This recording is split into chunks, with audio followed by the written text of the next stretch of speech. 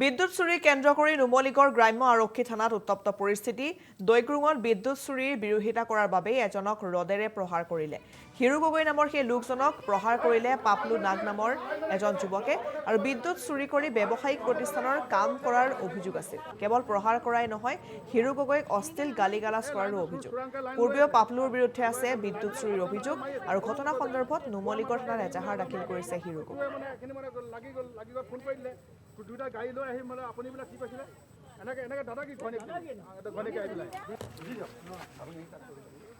মই ইতিমধ্যে আমি গম পাইছোঁ যে আমাৰ নিজৰ গাঁওখনৰ এটা পৰিৱেশ বিনষ্ট কৰিছে তেওঁলোকে। এক নম্বৰ কথাটো হ'ল তেওঁলোকে বিভিন্ন ধৰণৰ আমাৰ গাঁৱৰ ওচৰৰ মানুহবিলাকক তেওঁলোকে ভয় খুৱাই বা ভাবুকি দিছে। আমাৰ এই ওচৰৰে দৈগুং এগৰাকী মহিলা আছে, তেখেতে মহিলা সমিতিৰ হয় মুন বৰাকো দম দিছে আৰু তেখেতৰ গিৰিয়েককো দম দিছে। আৰু লগতে আজি আমাৰ হিৰু গগৈ অকল মাত্ৰ এটা কথা সুধোঁতে তেওঁলোকে উপৰি জুপৰি কেনেকৈ মাৰিছে আপোনালোকে দেখিছে। আৰু এটা কথা কওঁ, আমাৰ দৈগুংখন আমাৰ গোটেই মানুহখিনিৰ এটা পৰিৱেশ এটা আছে। আমাৰ মানুহবিলাক সকলোৰ লগতে এটা মিলা প্ৰীতিকে আমি থাকোঁ, কিন্তু তেওঁলোকৰ আহি পেলাই ইমানখিনি কৰিছে। আজি গম পাইছোঁ, আজি ফোন কৰি পেলাই কৈছে যে ৰাজু বৰুৱা এজন ইঞ্জিনিয়াৰ হয়, তেখেতৰ PWD, তেখেতকো ৱাৰ্ণিং দিছে তেখেতক ঘৈণীয়েকে। গতিকে এনেকুৱা ধৰণৰ বহুত ঘটনা ঘটিছে, আমি কেতিয়াও সহ্য কৰিব নোৱাৰোঁ আৰু তেওঁলোকক আমি কেতিয়াও জীৱনতো ইয়াত থাকিবলৈ নিদিওঁ।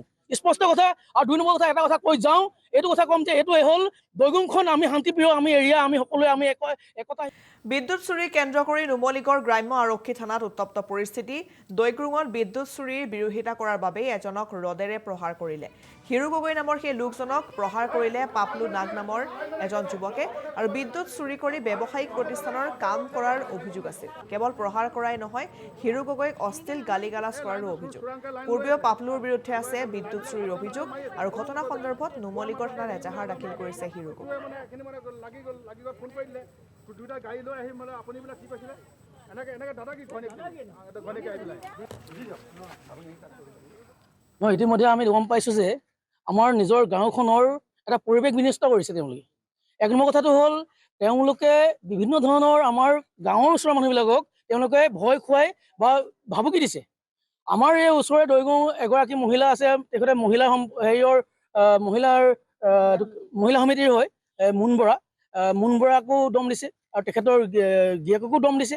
আৰু লগতে আজি আমাৰ হিৰু গগৈ অকল মাত্ৰ এটা কথা সুধোঁতে তেওঁলোকে উপৰি জুপৰি কেনেকৈ মাৰিছে আপোনালোকে দেখিছে।